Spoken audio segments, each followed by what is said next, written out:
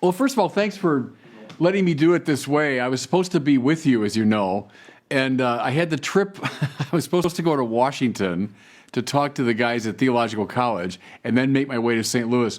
To make a long story short, with COVID, flights got canceled and suddenly the trip just became more or less impossible. So really grateful to all of you, to everyone at Kenrick for allowing me to appear, this way. It makes it just a lot easier. I'm here in my little Word on Fire studio in Santa Barbara. So glad to be with you. And let me just say a couple things as I get going about intellectual formation in relation to parish priesthood. Because when I was coming of age, years ago, people kind of drove a wedge between those two things, as though there's an academic reality and then there's the pastoral reality. And I've always been uneasy with that. And all my years in both the pastoral and academic arenas have convinced me of how really misguided that disjunction is. See, I think as students of theology, you're preparing to be, first of all, mystagogues, people who lead others into the mystery of God. So priests serve in some very concrete ways. That's true. We care for people's bodily needs and psychological needs and so on. But I think ultimately our purpose is to guide people into the mystery of God, especially in a culture now where increasingly people aren't talking about God. They're disaffiliating from the church. They're disaffiliating from religious belief. Who will speak of the mystery of God? Well, it seems to me an extraordinarily important task of the priest. What do you use in that mystagogic art but the doctrines of the church? They're not hoops to jump through on your way to priesthood. They're essential to your mystagogic work. Think of the doctrines of the church as signposts in the itinerarium mentis in Deum, right, to use Bonaventure's term.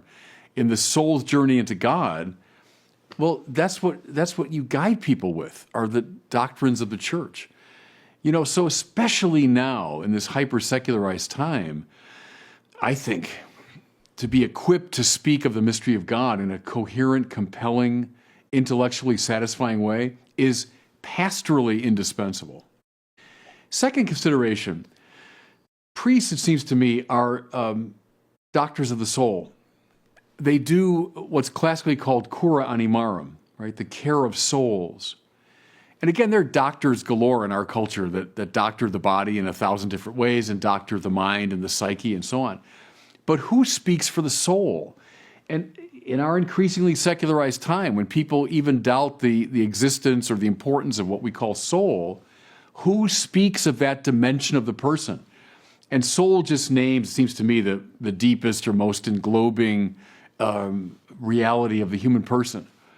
Aquinas says the soul is in the body, but not as contained by it, but rather as containing it. Well, who speaks for the soul?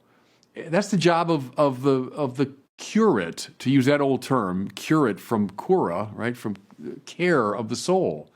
Well, that's theology. Theology is soul-doctoring language.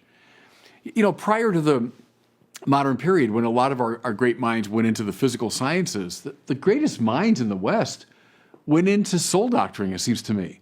Look at all the volumes of theology on the shelves of our theological libraries. Those are soul doctoring texts. What's the soul? What does the soul want? What goes wrong with the soul? What are diseases of the soul? How is the soul treated? That's theological language. That's spiritual language. And trust me, guys, when I tell you, in your pastoral work, yes, you use, all the insights from psychology, et cetera. Nothing against that. Gratias opponent naturam. But what you're really ultimately using is the soul-doctoring language of our great theological tradition. So that's the stuff that goes in your black bag, as a doctor of souls. And just a third consideration. A couple years ago, I did a commentary on 2 Samuel for that Brazos series of biblical commentaries. And it got me into the David stories, of course, in a really deep way. And what strikes you about David, the paradigmatic king of Israel, guides his people and shepherds his people in all sorts of ways, military, political, and otherwise. But one of the chief ways that David leads is by being the sweet singer of the house of Israel. That's that lovely translation in the King James Version. the sweet singer of the house of Israel. David's associated with song. So he comes to soothe, remember, the troubled mind of Saul. He gives the great speech in front of Goliath and then the Israelite troops. He gives the great elegy on Mount Gilboa for Saul and Jonathan. He's associated, of course, with the Psalms. He leads by articulating a beautiful and compelling vision. I mean, there he's like, it seems to me, Lincoln, who'd be probably of anyone in American history, the sweet singer of the House of America, maybe Jefferson too, but someone that used language to articulate the vision of the country. Or Churchill in 1940, was the sweet singer of the House of England and roused his people to defend their island. That's not just decorative. That was essential to their leadership. Well, it seems to me priests are the sweet singers of the new Israel, which is the church. Part of your task is to articulate a vision of life that's beautiful and rich, compelling, intellectually satisfying, that you use language in this elevated way so as to lead your people. Well, that's the language of theology. So it's not just some technical jargon for specialists to be interested in, but it gives you the poetic wherewithal to lead your people as sweet singers. So mystagogues, soul doctors, articulators of the great vision, that's what your theological education and formation is meant to do. So even I'll give you this lecture later on this afternoon, in the evening, your time, talking about God in a sort of theologically sophisticated way. Okay, that's of pastoral significance, it seems to me. Don't isolate these different aspects of your formation. That was a danger in my time, I think, when I was a young guy. There was a danger of kind of isolating and setting even over and against each other the various dimensions of your formation. Don't do that, but rather bring all the theology into your pastoral work. Okay, end of Fervorino. Just wanted to share that with you. And then more than open to your questions, concerns, observations. Please, go ahead. Thank you, Bishop. My name is Deacon Ryan Truss. I'm a seminary here for the Archdiocese of St. Louis. And I have a question about that connection between the pastoral and the intellectual. And it has to do with a third dimension of formation, which is the spiritual part of formation, which the PBS speaks of as sort of the integrating aspect of formation. I'm wondering how do you recommend praying with the things that we study in class, and in such a way as to avoid the danger of, making the prayer simply an extension of the study, but a way to make that relational and get imbued with the beautiful things that we learn in class. Yeah, good. We've been alluding to the four pillars, from Pastoris Dabo Vobis, which have been so basic in the way we've been thinking about seminary formation the last, 30 years. And I think you can make a good case that any one of the four is foundational. So people say, no, it's human formation is foundational because gratias opponent naturam, and unless you have all the great interpersonal gifts and you can relate to people and have a sense of humor and you're psychologically developed and so on, sure, you could say that's foundational. I just gave you a speech emphasizing how foundational the academic formation is. Many have argued that actually the pastoral pillar is the final cause of the four. Like it's that toward which the other ones are directed, especially given the work you're preparing to do. And then by the same token, as you're suggesting, I think the spiritual pillar could also be seen as foundational or organizational of the other three. Fair enough. I think that's okay. They're all mutually implicative in a fundamental way. But I would say this. I used to tell my students at Mundelein, if you don't want to walk from my class in Doctrine of God to the chapel to pray, there's something wrong with the way I'm teaching or the way you're learning. My point was that should be the most natural thing in the world, that you would go from a study of the Trinity, a study of the divine simplicity, a study of the attributes of God. you'd go right from that to the chapel, you know? You'd go from the chapel back to the classroom with a deepened interest and focus. So yeah, there's a failure somewhere if you don't feel that impulse.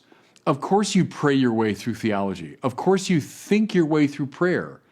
You know, they're mutually implicative because we're one. You know, in our anthropology, we're one. We can identify certain dimensions of the self, but finally we're one. So I think if you're not praying your theology, something's wrong with the way it's being taught or the way it's being learned. And then I'd say this too. I think your prayer is the most important thing as you go into your parish ministry. Your pastoral involvement will tend to take care of itself, by which I mean simply, you'll be drawn into it very naturally, especially as you arrive in the parish as Father Young Priest and everybody wants you to be part of their group and they're all inviting you, and terrific. You'll be drawn into that, I think, very readily. Where priests tend to go wrong is they stop praying, or they pray in a very superficial way, because you're on for that. I mean, the parish isn't going to draw you naturally into your holy hour. You got to make that resolution. I've always been struck, I'm sure you've heard this, Monsignor Rossetti, right? Stephen Rossetti used to run the St. Luke's Institute.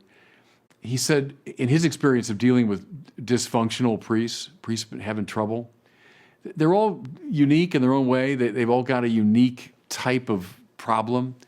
But he said the one thing, unambiguously, that every one of them has in common is they stop praying.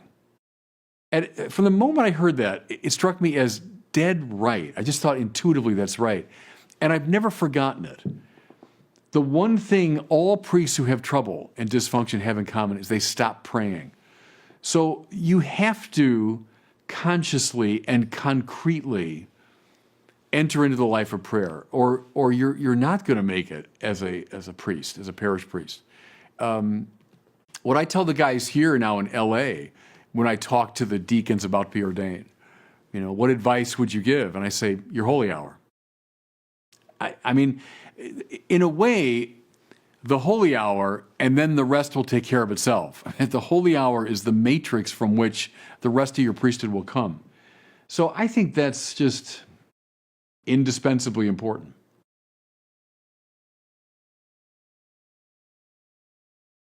Please, go ahead. Hey, Bishop Barron. So I'm hearing from multiple different sources, the kind of the church being in either a Christendom age or being in a more apostolic age. That is, Christendom is that our society is kind of animated by Christian principles versus one that's not. And so my question is, within that, one, if you agree with that, and two, is would that, if you're, so if you were a seminarian and you're trying to form yourself to maybe a more apostolic age, how would that change your attitude within the seminary? Because when I first heard this distinction between the church and the Christendom age versus apostolic, it kind of, I was a little confused because my vision of the seminary was we want to make a little bubble of Christendom, one that's a really highly intense Catholic culture, and then it overflows out from that. Thank you. Yeah, no, thanks for the question. I'm having a really hard time understanding with the mic you guys have there. So I wasn't getting a lot of the first.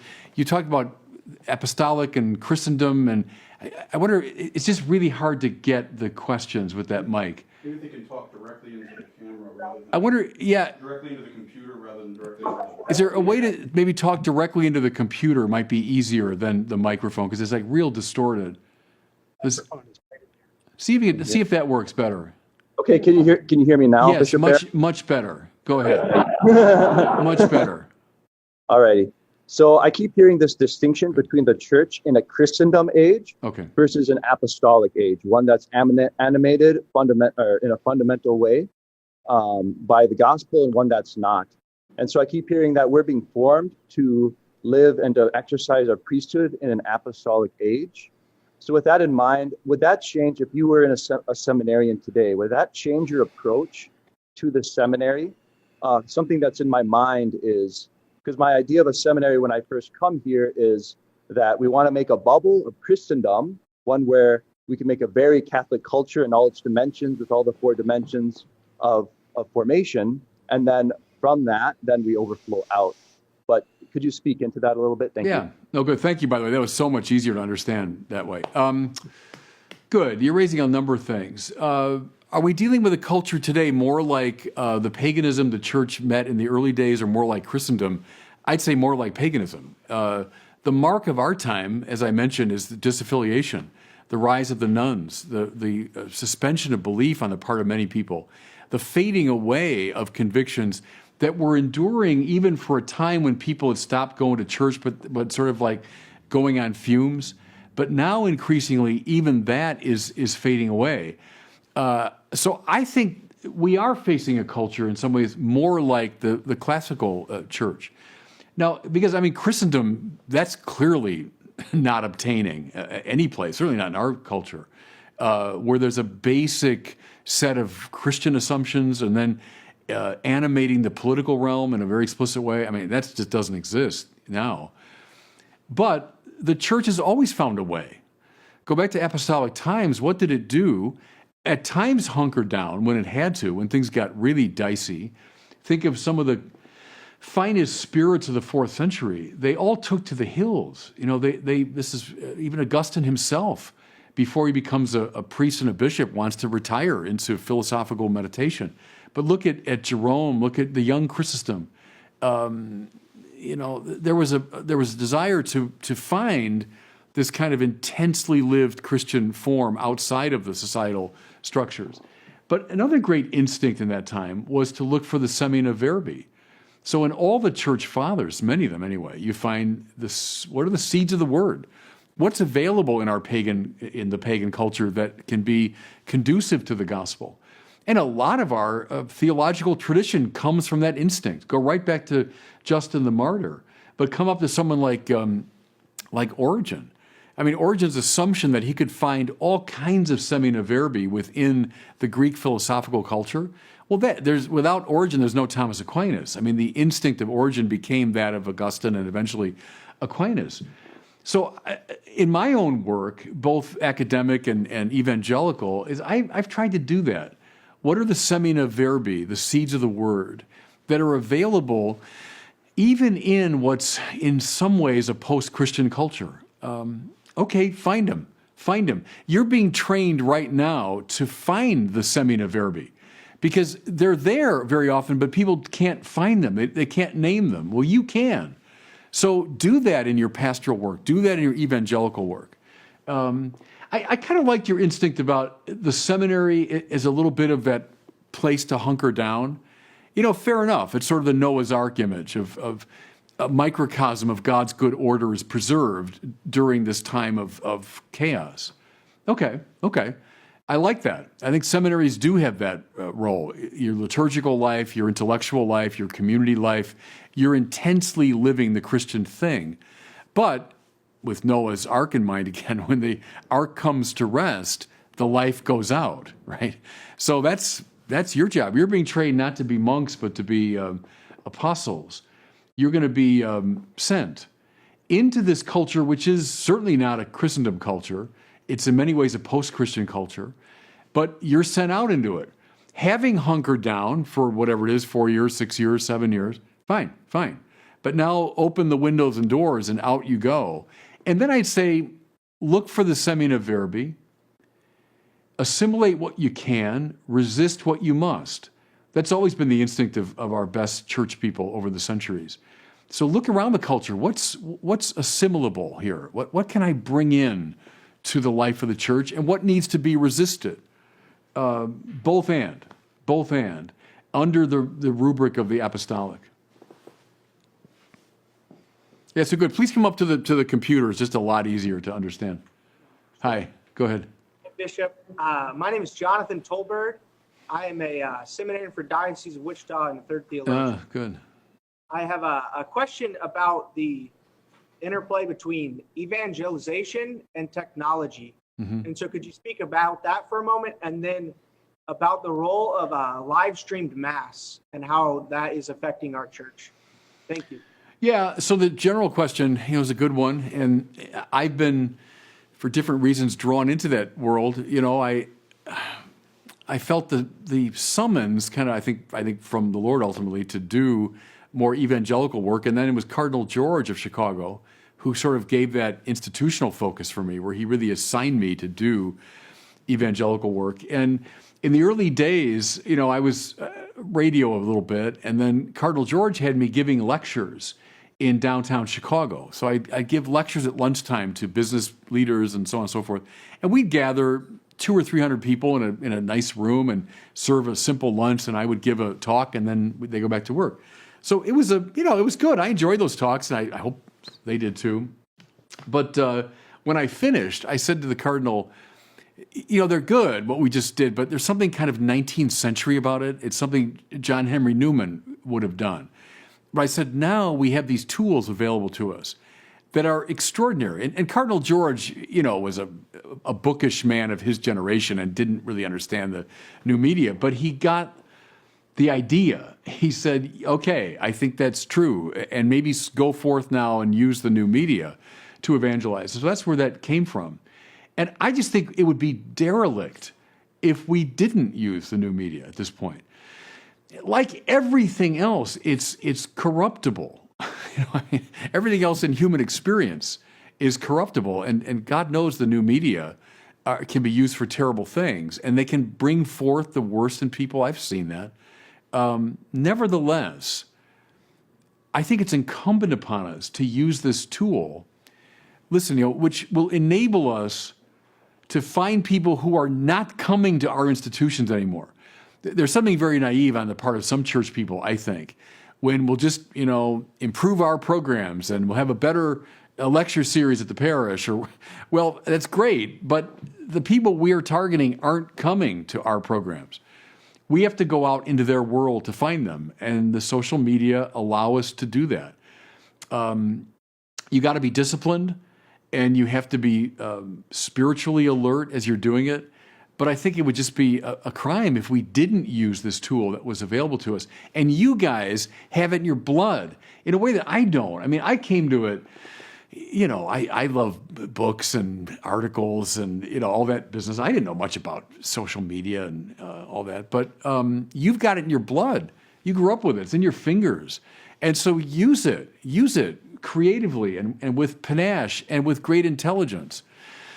Something I've told my brother bishops now time and again is I think find one of your best and brightest young priests and send them to studies, but not for the sake of teaching in the seminary necessarily. Most dioceses don't have a seminary. But I said, you've all got the possibility of doing really good social media outreach. Get your best and brightest young guy, send him for a doctorate, but to do that work, engage people. Believe me, when you present yourself as a religious person to the culture, saying, hey, I'm open to entertaining your questions. Trust me, they'll come forward with their questions. Well, good, but then we got to be able to meet them with intelligence, I'll give you one example recently is, I don't know if you know about Reddit, this website, which is like a forum for the exchange of ideas and raising of questions. And they have a feature called AMA, which means Ask Me Anything. And it's like, I always say, like the medieval quadlibitals, because it's like, hey, ask me whatever's on your mind. And so they do. And I've done it twice now. And both times it was one of the most popular Reddit AMAs of the whole year. And I say it not to toot my horn. They didn't know who I was from Adam, I'm sure, 98% of them.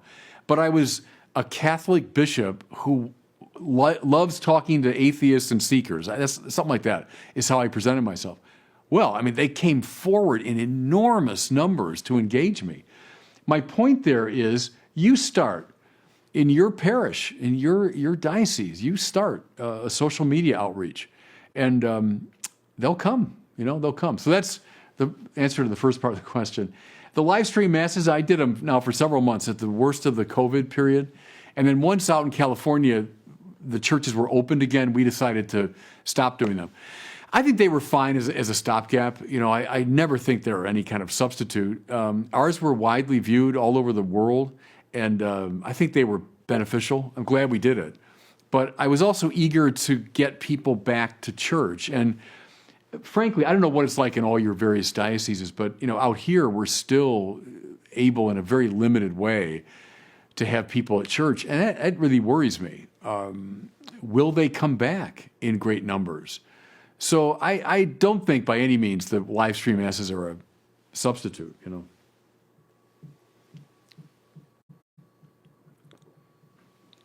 Thank you very much, Bishop. My name is Deacon Kevin Lennis from the Diocese of San Angelo. This is the first point of your Fervorino was to bring people into the mystery of God, and you said that was indispensable.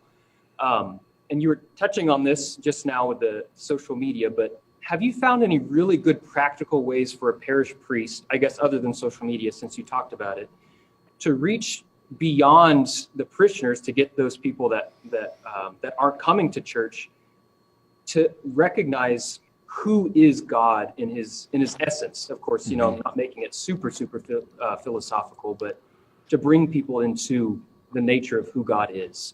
Does that make sense? Sure. That's my lecture tonight in some ways. I'm going to be addressing myself to this fundamental problem of the lack of belief in God and what are some paths. But one thing I've done pastorally is rely on the Augustinian anthropology. Page 1 of the Confessions, the single greatest statement of Christian anthropology, right? Lord, you've made us for yourself, and therefore our heart is restless till it rests in thee.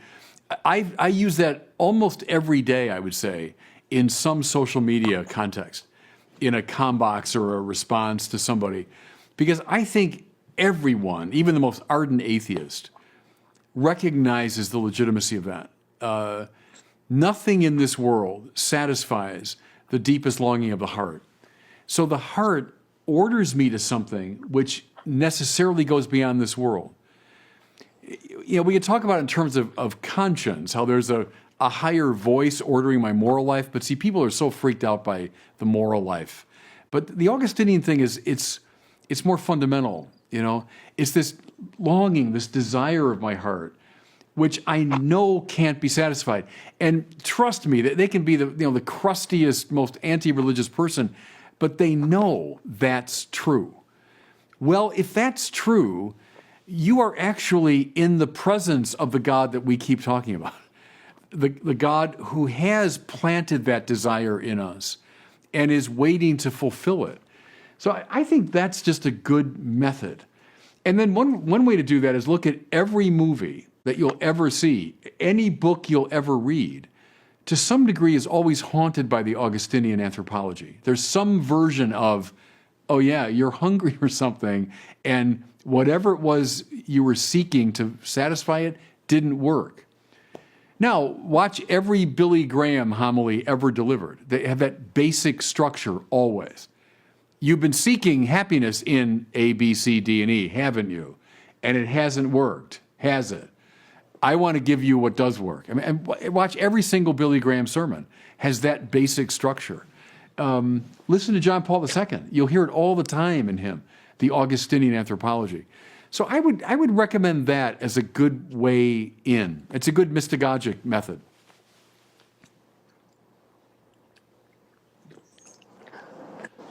Hello, Bishop. Hi. My name is Will Kirshen. I'm a seminarian from the Diocese of Wichita in second year pre-theology.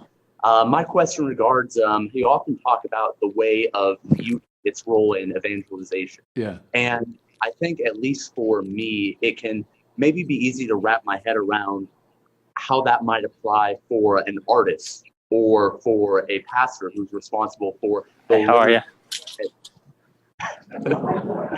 Thanks, Charlie. For the liturgy, for the music, for even the architecture in their church, but maybe less so for the average Catholic in the pews or for us as seminarians. So I'm curious if you have any thoughts on that, what it might look like to employ that way of beauty in evangelization for the average Catholic. Well, let's stay with you guys as seminarians preparing for the priesthood, because everything you said there is right, it seems to me.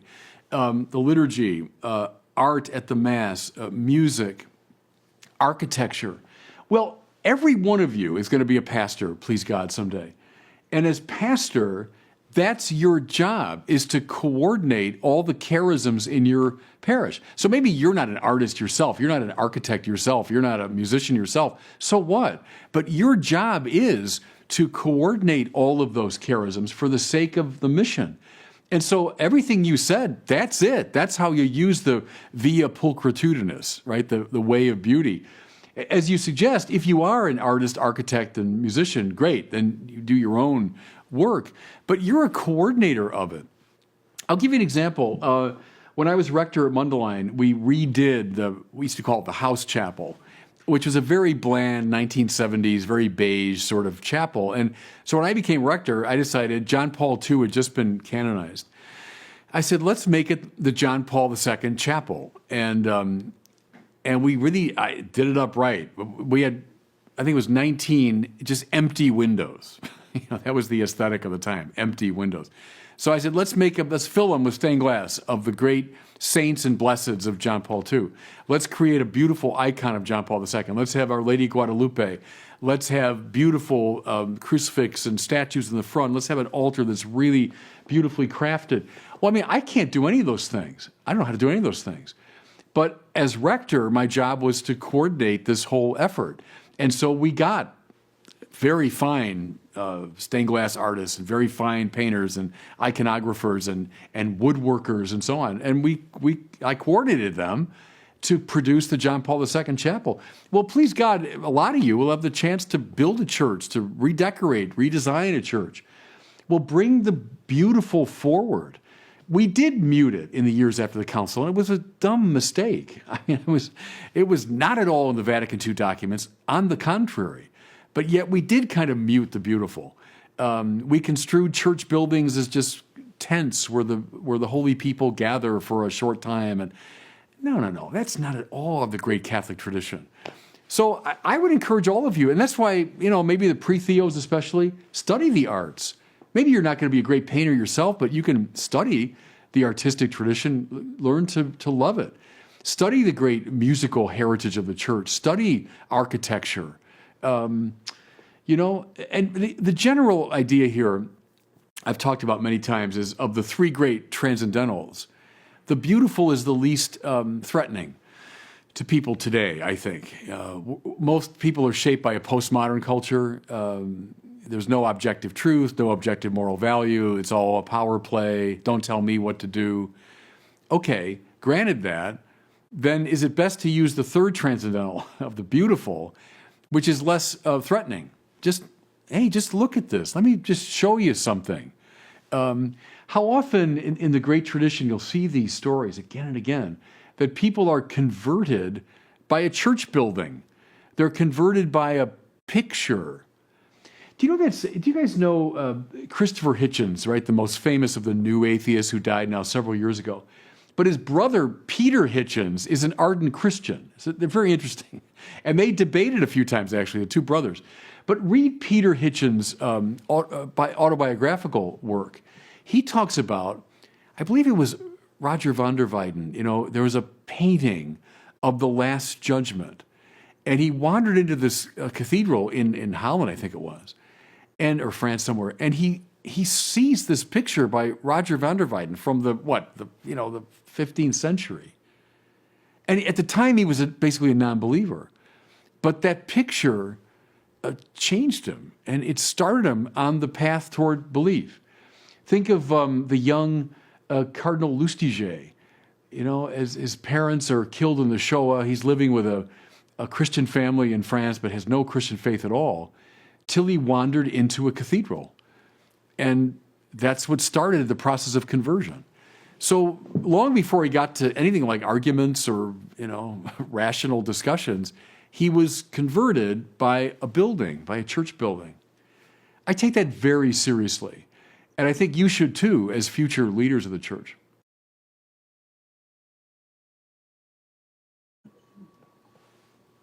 Thank you, Bishop Barron. Please go ahead. Ryan Marderay from the Diocese of Bismarck, Theology 2.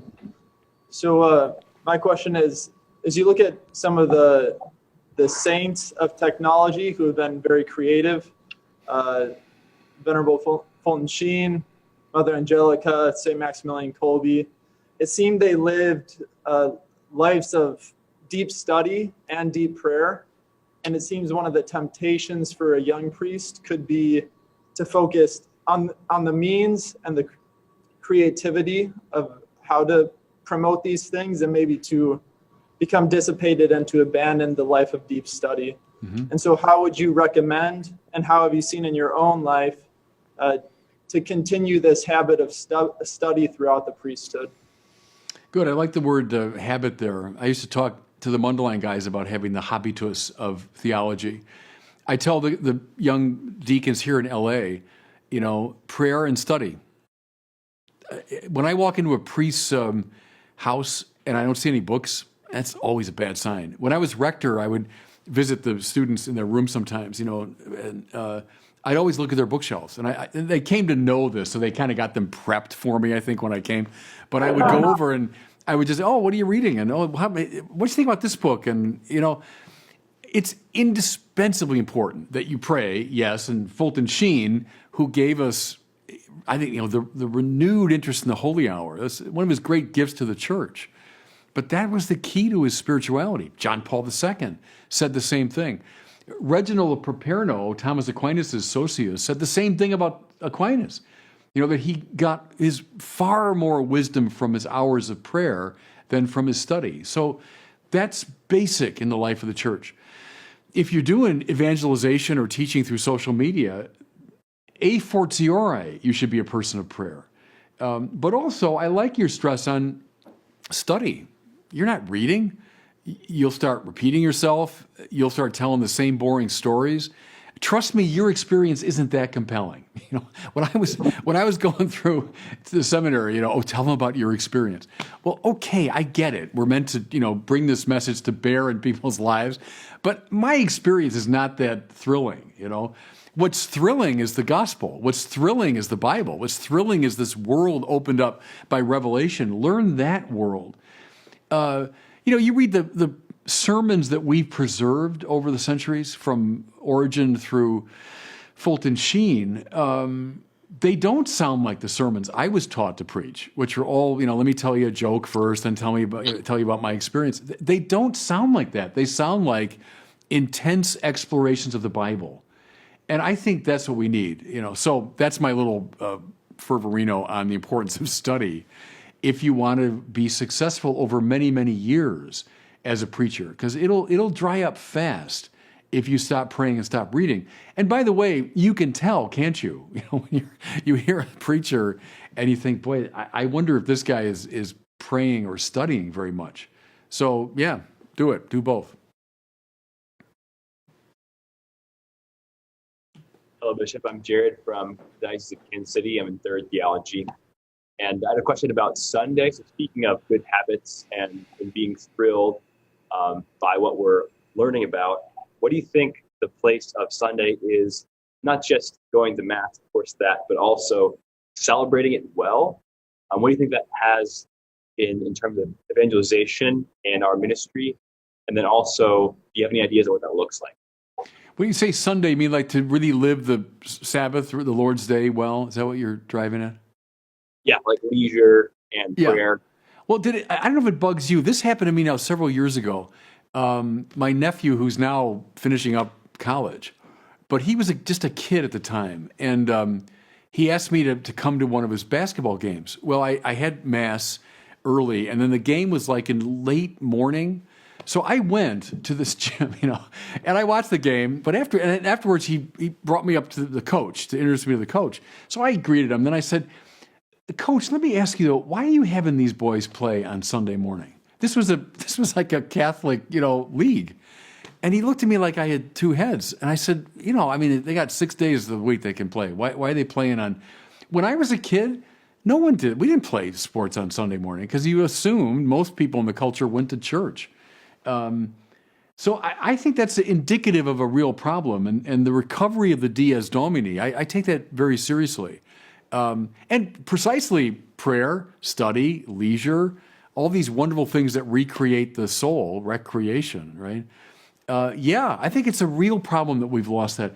And I can witness, you guys are too young, but in the course of my lifetime, Sunday has totally changed. When I was a kid, Sunday did feel very different, and not just in the Catholic parish, all over the culture. Sunday was a different day. A gas station wasn't open on Sunday. You had to make sure that my father make sure we get gas on Saturday night because, of course, the station's closed on Sunday. Well, that's indicative of a real cultural conviction that Sunday's a different texture day. Stores were closed. You didn't go to the mall on Sunday. Things were closed. So that's a real problem, and I think we should be in the vanguard of trying to recover, at least, gosh, in our own spaces, in our own Catholic world, to recover the integrity of Sunday. I think that's very important.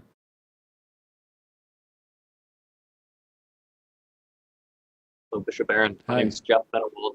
I'm a second theology seminarian for the Archdiocese of St. Louis.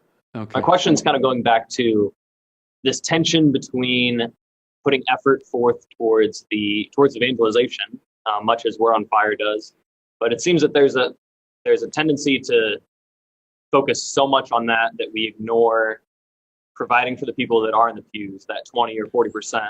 And so it seems that there's a tension there. You mentioned the charisms, to really emphasize facilitating the charisms of the people who are in the pews.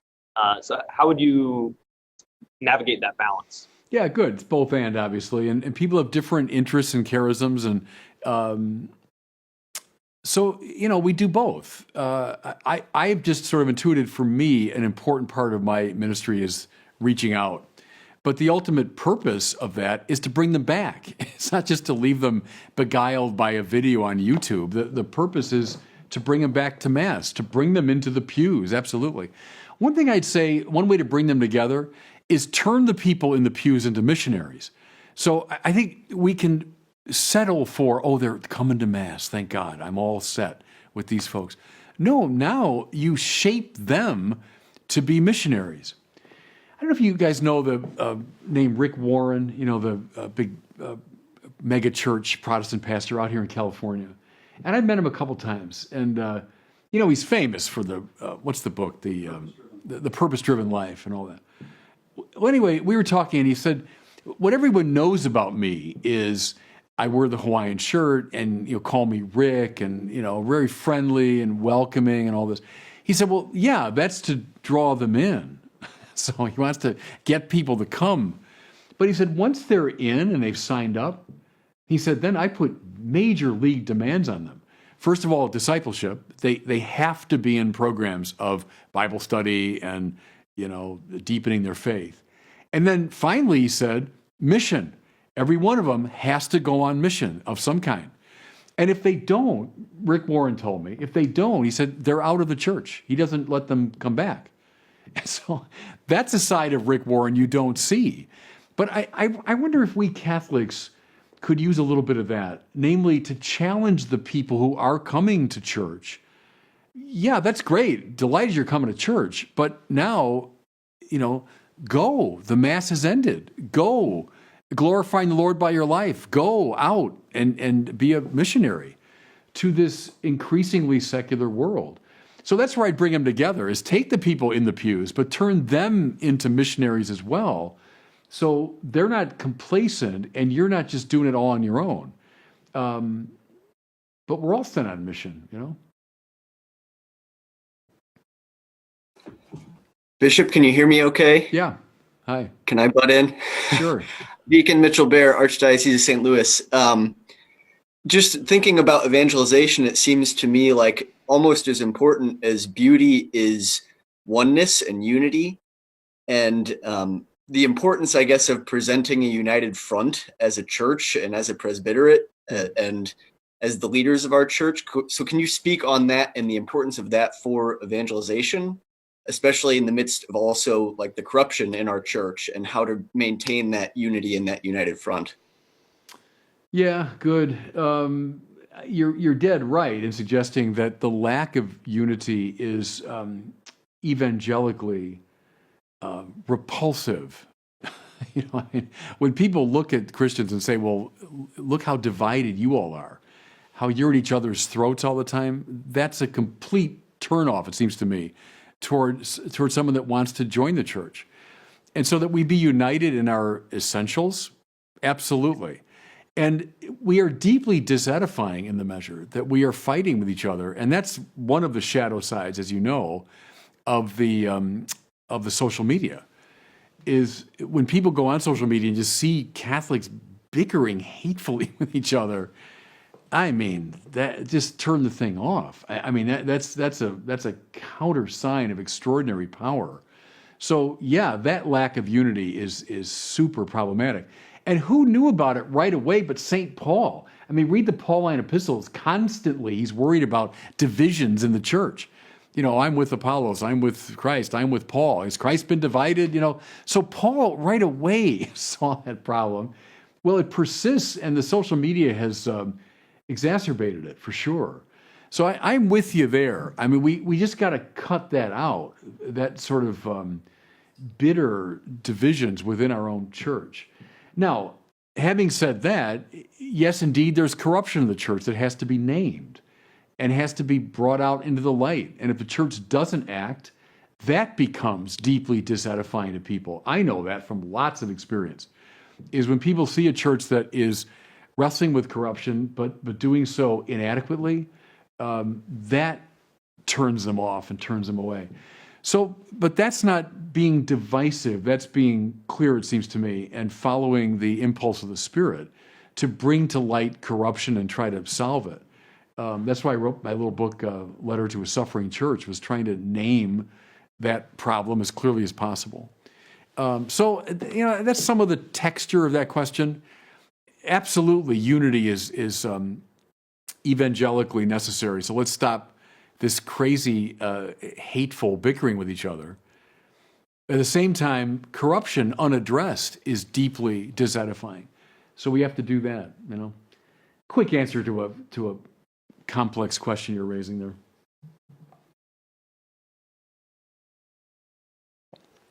Bishop Barron, I'm Casimir Besheda from Oklahoma City. Good. Hi. You said earlier how we need to bring the mystery of God to people, and one of the means intellectually. Well, I have a friend who is fairly knowledgeable about the Catholic faith and its teachings, but is about to leave the faith because of some mental gymnastics doing for one reason or another. So outside of praying for him daily, and really in general, for people who go through these mental gymnastics or think they know the true teaching of the church, how do you recommend handling that, especially in this apostolic age we're coming into? So is it so? You mean someone in the Catholic framework who has raised intellectual objections, or someone who's left the church because of that? I mean, the bottom line is listen to them, find out what's bugging them, what's on their mind, walk with them, use the road to Emmaus image, right?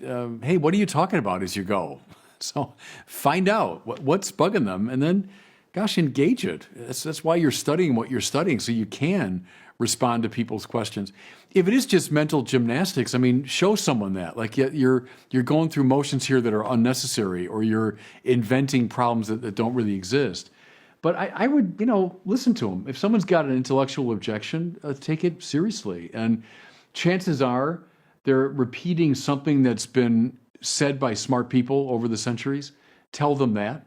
I try that in my own dialogues on YouTube when someone, even like a really ferocious atheist, comes on to say something like, yeah, really smart people have held that position that you're holding. But now let me tell you why I think, you need to balance it or something. But start with the positive, listen, look for the semina verbi, even in the most disagreeable interlocutor. But use our smart tradition. Please don't listen to people that say, oh, we accompany, we don't respond to questions. I mean, that's ridiculous, it seems to me. It's a goofy, false dichotomy. Anyone that accompanies young people know they're filled with questions. So if we don't have some intellectual firepower and able to answer them, then we're not going to accompany very well. So I guess I would listen, compliment what you can, assimilate what you can, resist what you must, and provide a compelling answer to them, That's why you're in med school now. You guys are like in theological medical school so that you can respond to the soul aches of your people. Thank you. Please. Hi, Bishop Barron. Hi. My name is Ryan. I'm from Springfield, Illinois. Oh, okay. So yeah, we form like most of our priests. So Yeah. So on the note of evangelization, and just kind of a quote that comes to my mind, and I'm going to get it wrong, but the Pope kind of encourages us to move out out of the sacristies and into the public sphere. Is there a particular like charism or virtue that you see us needing to kind of embody in that? I think especially during the times where there's rifting between, racial issues or issues about like relativism and such come into people's lives. What's something that we can display that really draws them to Christ? Thank you. Well, yeah, when you mentioned the virtues, what first came to my mind is courage. I think it's a time that calls for extraordinary courage. If we're going to go out into a culture that is, let's face it, not entirely, but to a large degree hostile to us, we who are making truth claims about a transcendent reality, we who are making truth claims about moral values, this is not a popular point of view today. And so to go out into that culture takes courage. I always go back to Paul Tillich, the Protestant theologian, who said the church should always meet the culture mit klingendem Spiel, was his German, with fife and drum.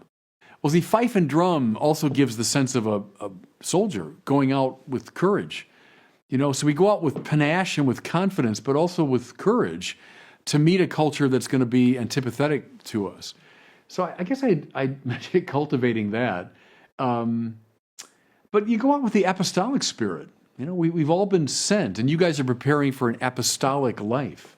Your bishop's going to send you into some part of your diocese. So you're not there as a monk, you're there as an apostle sent out into the world. So courage and intelligence and panache and humor and confidence, you need all that, I think, as you go out. But you mentioned the Pope's thing about going out of the sacristies, and I wrote a little piece on that because I don't think he meant anything anti-liturgical. People construed him that way, but I just took it to mean what I said earlier, that we can't expect people to come to our churches, that we have to get out of our own sacristies, out into the world. And, the adage now that mission country commences the moment you exit the church door, that's simply true. You don't have to cross the ocean to get to mission country. It's right outside the door of any church in America. So, go mit klingendem Spiel, go with fife and drum.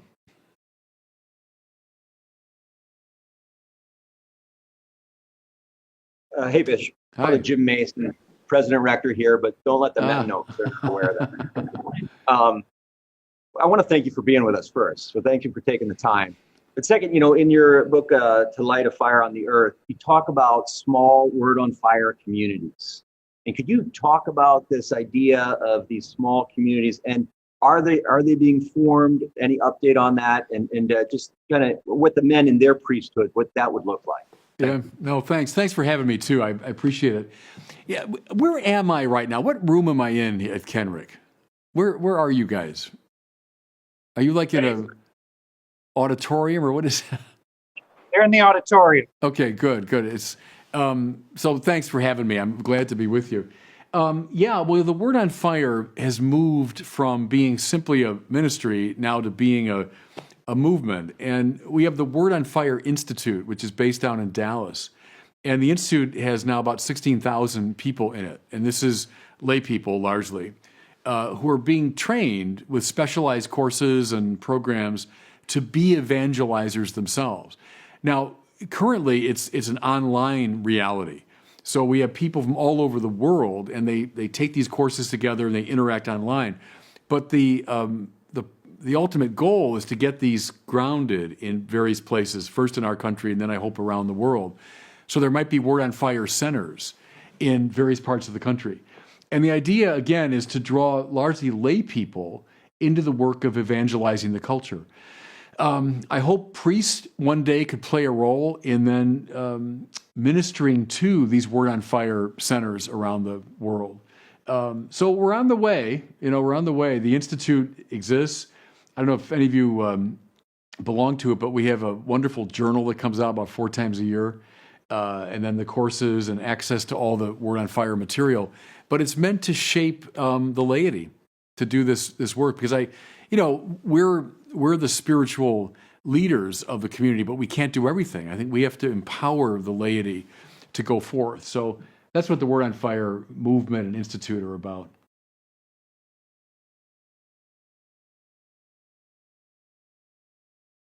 Thank you, Bishop. That's it. Thanks for your time. Any final words for the guys?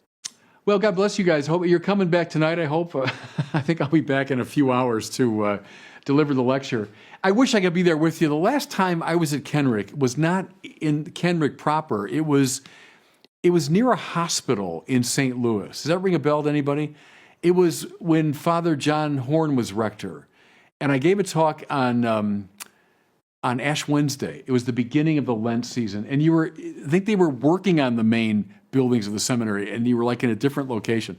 But I've never actually been, therefore, to Kenrick, and I was really, honestly, looking forward very much to the visit so I could see the place. So I regret I can't be with you, but you know, thanks for your dedication. Thanks for your willingness to serve the church. And maybe I'll just give you a blessing as I go. The Lord be with you.